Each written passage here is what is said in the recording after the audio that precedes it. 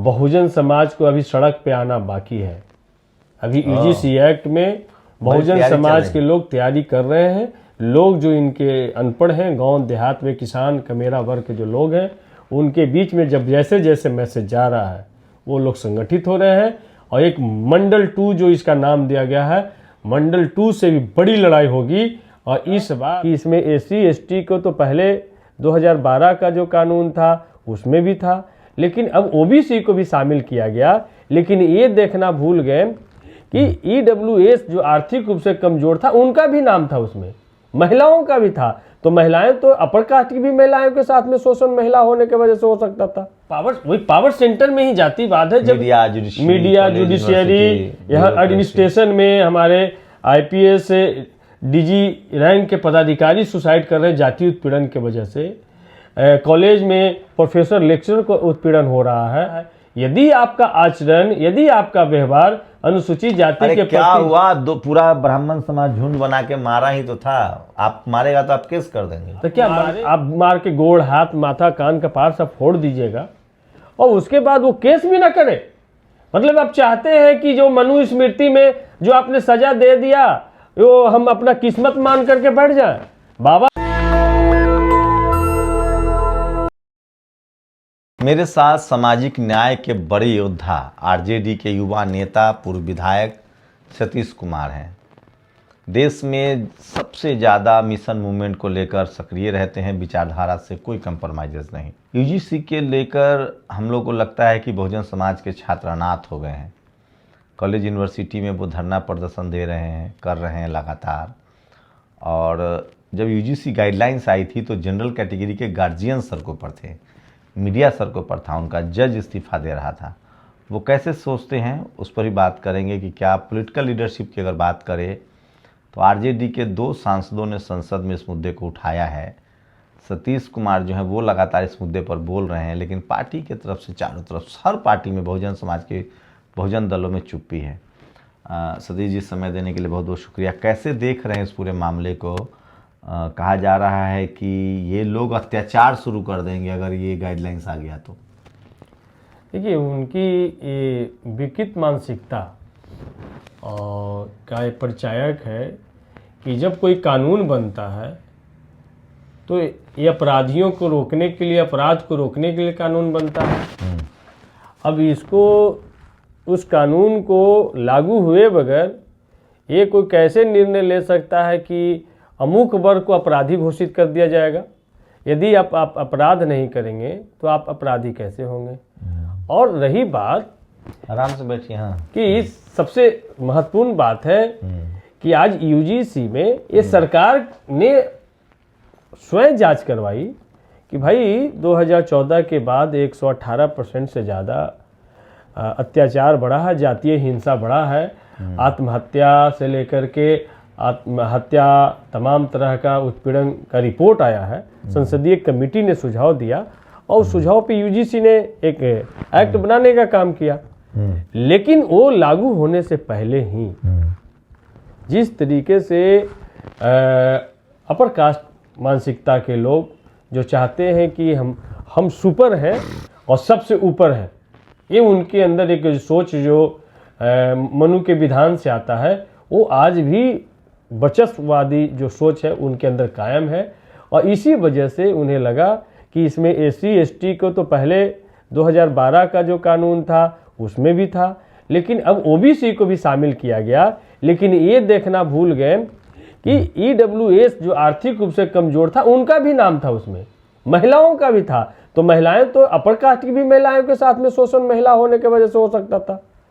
तो ये अध्ययन किए बगैर उन लोगों ने विरोध किया और सरकार ने जो कानून बनाया उसमें इस तरीके से स्पष्टता नहीं दिखाई, जो सुप्रीम कोर्ट में एक दिन में ही जाकर के सुप्रीम कोर्ट ने रोक लगा दिया। तो सरकार की मिली भगत, अपर कास्ट लोग के तरफ जो सरकार और अपर कास्ट के मिली भगत से जो बनाया गया कानून है, आज दलित, पिछड़ों, तमाम लोग के बच्चे जहाँ सड़क पे हैं, उनसे यही अपील है कि इस बात को जा करके हमें गांव में बताना पड़ेगा।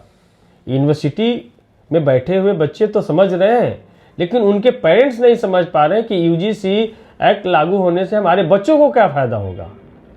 पॉलिटिकल वर्कर्स को भी अपने जो नीचे वर्कर्स हैं उनको समझाना होगा कि एससी एसटी ओबीसी को कैसे प्रोटेक्ट करेगा। कैंपस में जो जातीय भेदभाव होता है, और आपने देखा कि भाई सफदरगंज जैसे और एम्स जैसे अस्पताल में जहाँ पे जात देख करके बच्चों को 10-10 साल तक के फेल किया जाता तो था। जातिवाद पावर सेंटर्स में ही होता है, गांव में तो मोटा जातिवाद है। पावर सेंटर में ही जातिवाद है। जब मीडिया जुडिशियरी यहाँ एडमिनिस्ट्रेशन में हमारे आईपीएस डीजी रैंक के पदाधिकारी सुसाइड कर रहे हैं जाति उत्पीड़न के वजह से, कॉलेज में प्रोफेसर लेक्चरर को उत्पीड़न हो रहा है, और हमेशा नंबर छात्रों के साथ में हमेशा भेदभाव होता है। लेकिन अब तो कह रहे हैं कि एससी एसटी एक्ट भी एक जज हैं लोअर कोर्ट के, उन्होंने इस्तीफा दिया और वो कह रहे हैं कि हम एससी एसटी एक्ट खत्म करवाएंगे। अब एक बार तो खत्म कर ही चुके थे ना वो तो बहुजन समाज और अनुसूचित जाति जनजाति के लोग यदि 2 अप्रैल 2018 को सड़क पे नहीं आते और सरकार को उनकी ताकत का एहसास नहीं होता तो फिर से अध्यादेश ला के कानून थोड़ा बनाते। कहा जा रहा है दरभंगा का मामला सुनना, कहा जा रहा है 200 ब्राह्मण समाज पर एससी एसटी एक्ट का ही दुरुपयोग है।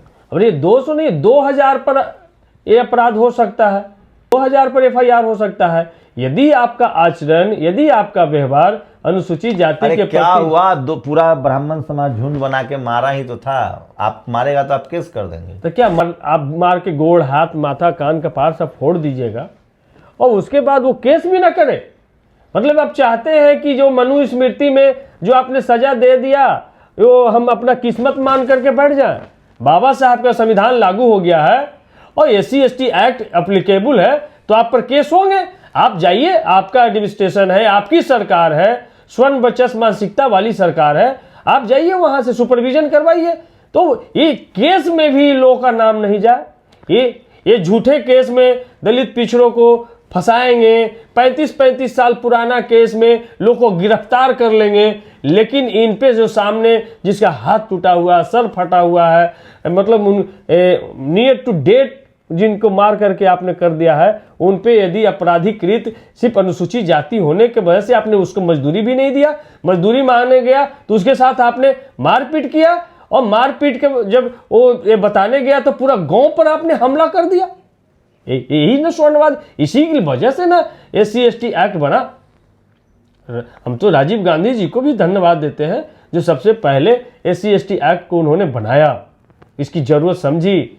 आज यदि एससी एसटी एक्ट नहीं होता तो अनुसूचित जाति जनजाति के लोगों को कीड़े मकोड़े के जैसा मसल दिए जाते।